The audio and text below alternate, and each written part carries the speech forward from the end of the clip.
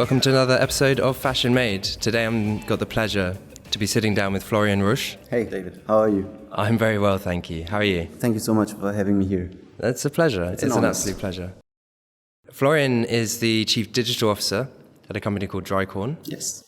So I know that at Drykorn you guys have this plan to go digital by 2021. What does that really mean? Where have you come from in this journey? Is it across the entire company, or are you focusing on one place first? So explain a little bit to me. Yeah, pretty good question. So from my perspective, we have been a company that had been focusing on the product. So product is king, you can say. Mm-hmm. And we have a really beautiful collection.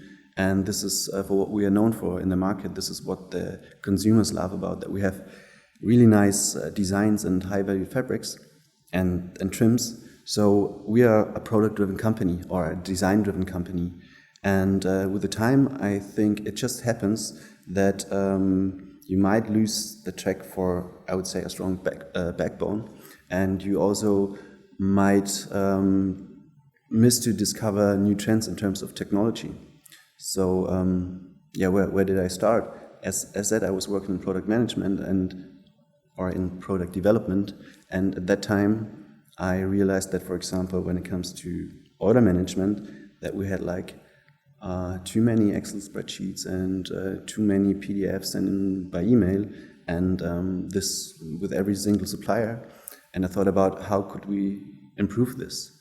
And it was the same with the communication when it comes to technical data for our products. So sending out bill of materials, sending out sketches, requesting a proto, everything was just done outside of a system. And from our ERP landscape, some of the most important processes are just not supported. And this is where I just try to, get the improvement in. So thinking about platforms where we can collaborate with suppliers or with customers. And so this was basically what I had done in the past years. It had been project management. And after, 2 or 3 years, we also thought about putting somebody into a hierarchy level that can really execute the strategy and also work on a strategy. So this is maybe also one of my main tasks, that we have to think about where we want to be in 2021. And together with our CFO and CEO, we tried to figure out that digital strategy and came along with several projects. And 2021, by now, I think, will just be the moment where we have to sit down and check if this strategy is still the right one. And then we have to look out for new technologies. I mean, we're talking about body scanning and artificial intelligence, about VR, AR, all of those things. They are just out of scope nowadays, and they are not included in our digital roadmap. Now we're talking about PLM, and we're talking about supply chain tools, and we're talking about improving internal processes through technology and automation. But as said, there are so many trends out there. So 2021, I hope that we're going to be some kind of agile and also prepared for the upcoming tasks. It's really interesting to get this perspective from an SME like yourselves. We have a lot of big companies that are continuously talking about wholesale, kind of Mount Everest digital transformation, let's call it, where everything in this huge company is going to change. For you guys, obviously, you need to focus on what can we actually do in this roadmap, and because I guess as an SME, you have the opportunity to do any of these digital technologies, AR, VR, PLM, 3D design, 3D prototyping, all of these different things. You can't do it all at once, I guess. Of course not. So, so how do you choose which one to focus on first? It's funny. So I think it's the question of what technology or trend creates the most value. And I think that most of the decisions had exactly based on this question. So I think that we had the biggest need, first of all, in streamlining our product development processes. So we decided to start with PLM in the first instance. And yeah, sure, I think 3D is an amazing technology. And if I hear other people talking about 4D in the meantime, I said, oh my God, we didn't even start with 3D. But everything needs to come at the right time, I would say. So we break down the strategy in projects that create value and have also, I would say, the quickest wins. So when we talk about 3D, I think it's a process that might last, I don't know, 3 years, 4 years. I know companies that had been buying licenses back in 2010, and they are still not where they want to be, because also technology is changing and getting better and evolving. But yeah, it's a very long process. And with these projects and new technologies, you also have to think about the changes within the organization. And yeah, since we are also small and have limited resources, it's also a matter of what can the organization handle. And if you have a very demanding daily business, you have to decide what you want to do. And we said, let's have maybe 2, at least 3 big scale projects a year, and that's it. So for us, it was first creating a supplier platform, and then it is PLM. And we are talking about EDI, onboarding of suppliers, and then about digital sales. But what would be the foundation of a digital sales environment? I think it would be 3D, clear. So then we have to put in 3D first. So yeah, I think the roadmap is also changing by time, and you have to stay flexible all the time. That's it, I would say. Which technology did you go for first? What was the first thing that you wanted to bring in when you had this big change, if I can ask that? It was the supply chain platform. Yeah, that was where you thought that's going to be the biggest and best and quickest win. Back at that time, I think we had 2 tough seasons when it came to delivery tracking and also delivering the right product into the market. And we just realized that we haven't had the transparency we needed. Yeah. And this tool helps us now, or should help us to reach this transparency. And it also is about decreasing workloads for sure, getting faster, having more control, having more visual help in doing your daily business. And yeah, this supply chain tool is quite nice. It has a dashboard, what is basically filter on the order list, and it shows me amended orders, delayed orders, cancelled orders, and there's a workflow behind that is just calculating delivery dates. And if something might be late, then it's going to turn red. So as said back at that time, we decided that this is going to be the first project because it would be something that we can enroll in a very short time. And then it was PLM, what is in my eyes one of the most important projects, but also a very complex one, because design is a very complex world.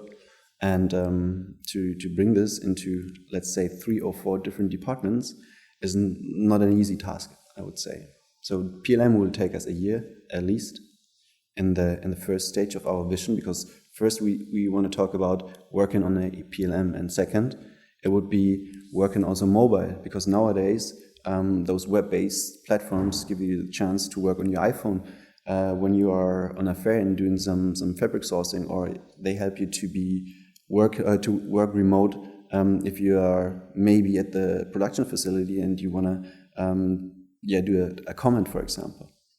And the third stage, I think, in PLM will again be some kind of supplier collaboration, so that our supplier will get data access on PLM, and that we don't send all those data packs by email any longer.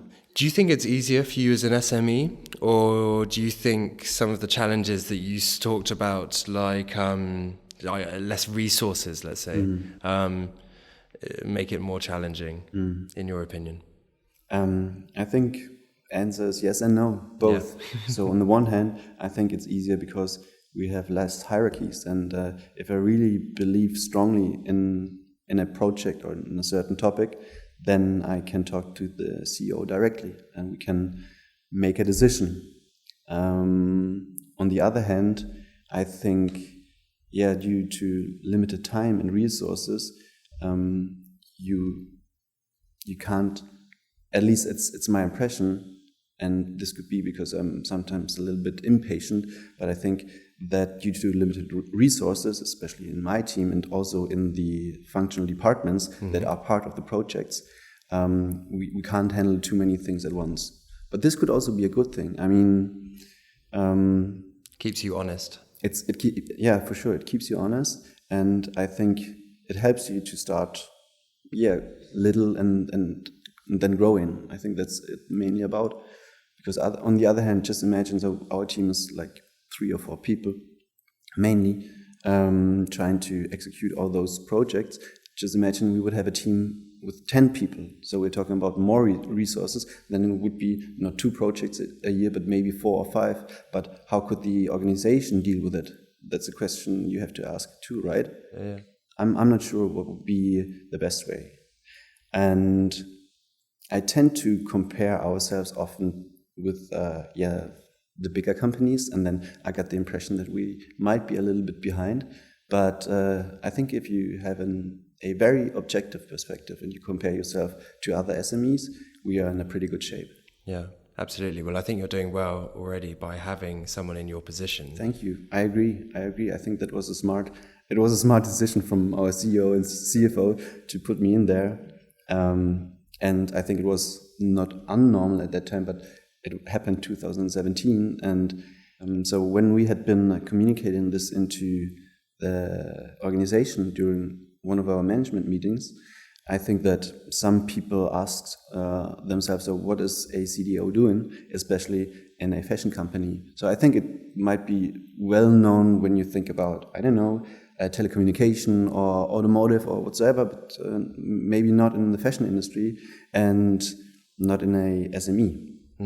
Yeah, well, as I say, I think it's a good thing that you've already done this. You clearly have a lot of passion putting towards this side of the business. How do you find it convincing other people in a company that has been going since 1969 to go digital? It's challenging for sure. I mean, I think this is I don't want to call it problem. I would say it's just a human issue, right? Change management is difficult, and this is why I do understand that people that have been working in the company, let's say for the past 10 years, and they are used to the same processes, they wouldn't be ready for a complete redesign. I do understand it, but on the other hand, I think that we will not stop digital transformation. I think it's a global thing, and all this technology is just coming, and this is why I'm so passionate about it, that we should take the train now and be ready. And this is why I'm also fighting for those projects and for that, I would say, higher level of perspective. It's a global thing. It's not a thing of of a back office or buying department that they say, but we have done this since ever like this.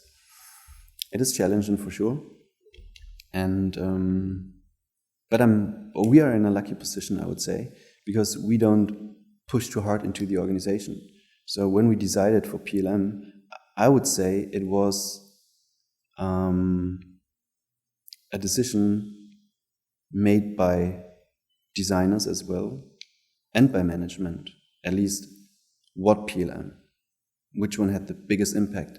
So where did they think this might be the right partner for us? And I can imagine as a designer working in PLM, for sure we gave the direction and we said this is going to be a big thing for us and very important. But in the end, we tried to have buy-in from the departments. So I think that most people are really, they are on board. They are on board, and they also embrace the new topics and the new tasks. I would say so. Does it help having a CEO that is sort of standing shoulder to shoulder with you? Absolutely. So this is really important. I mean, even a CEO and CDO could have different opinions in some topics, but I think when we really had critical decisions to be done, or when there had been critical decisions, we had been very close, and I have the support from him. And this is really important. You need the backup from CEO. Cool. I'm going to ask you a pretty hard question now. Are you on track? No.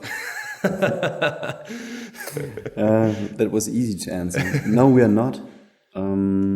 Okay. How do you measure that?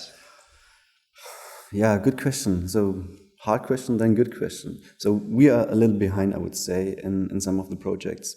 But you always have to, be in detail. For example, when we talk about PLM, PLM is live since end of August, and this was only 2 weeks behind the plan.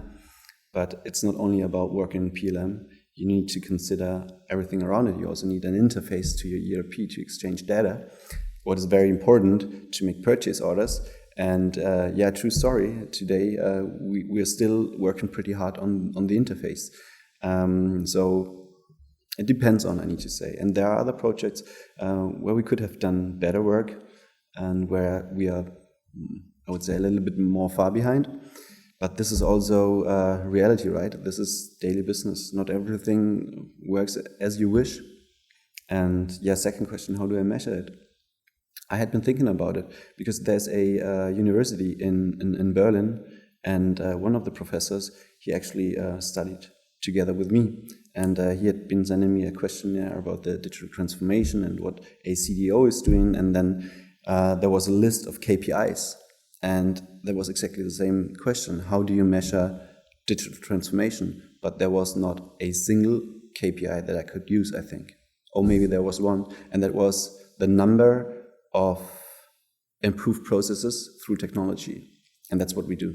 Okay. It's not that I have a list where I just write down the third process, the fourth. But let's say count what you get. Yeah. Processes, projects. You could also measure it in hires maybe, or you could measure it in your investments. I think these are indicators that you take this really serious, but how to measure it, I'm the wrong guy to ask, to be honest. Maybe I have to think about it. Maybe you can build some KPIs for your organization, but I haven't done this so far. Yeah. I mean, I guess you can't really say, okay, by October 17th, I want to have this perfect. Life doesn't really work like that. No, it's not like this. But what I used for the roadmap was some terms that we had been some kind of a digital beginner. And I remember that one of my first presentations inside the company was also referring to that to the term. And I said that we are a digital beginner, and said that maybe 30% of our process might be digitized. And then for sure I gave out the idea or the vision that by 2021 we should be at least a digital transformer that is really dealing with all of those matters. And this is what we are. I would say we are a digital transformer. And this was maybe a little naive when I thought, okay, by 21 we want to be digital. I think this will not happen because, as said earlier, there are too many trends out there, and this is just a journey that will not stop by 21. It's just the next iteration or the next go for other projects. It doesn't have dates, I would say. On the other hand, you need to set some, because otherwise you will not get the pace you need, and you might lose the trends or the momentum, I would say. Exactly.